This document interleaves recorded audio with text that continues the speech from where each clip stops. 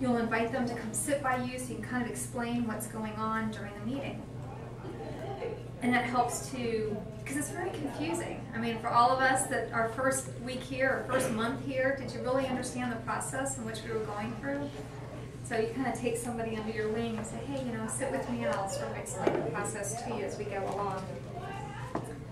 But so we do treat our guests, of course, with respect, and we want to make sure that we feel as comfortable as possible. And it's adding that personal touch. And one of the things that we should do during our meetings is if we do have a guest, this is a suggestion, is with each new segment of the meeting, and this really falls on the Toastmaster's responsibility, is explain what that segment is about. Like this, now we go into our prepared speeches. So this is the segment, or table topics is about impromptu speaking. Have you been caught off guard when somebody asks you a question? Kind of explaining each segment. So that would also help to the guests to understand what the process is like. But last but not least, invite them again. I recently read an article in the Toastmasters magazine that talked about somebody's first experience with Toastmaster. And it was terrible. And he ended up joining, but it was of his own accord. He ended up going to a meeting, not one person talked to him. He goes, well, this one's not for me. He went to another meeting, and he felt a little out of place because it tended to be, I think, more of a senior type in age, senior adults, and that was not his range. So he just felt very uncomfortable there.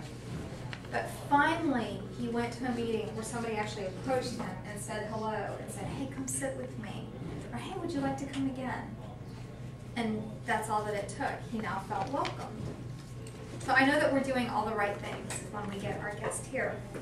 But I wanted to make sure that you do not tarry and invite and extend that invitation. And here's the reason why.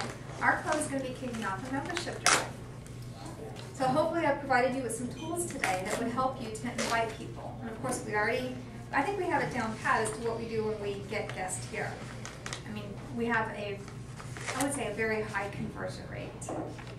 Don't let them out without joining. No, I'm just kidding. That's not it. That's not it at all.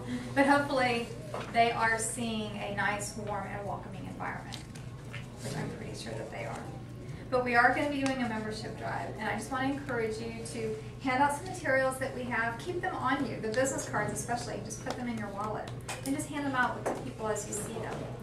And it has all of our information. But the club really does depend on new members, because I know that we don't want to go through this. That was a huge loss. Of course, it didn't happen all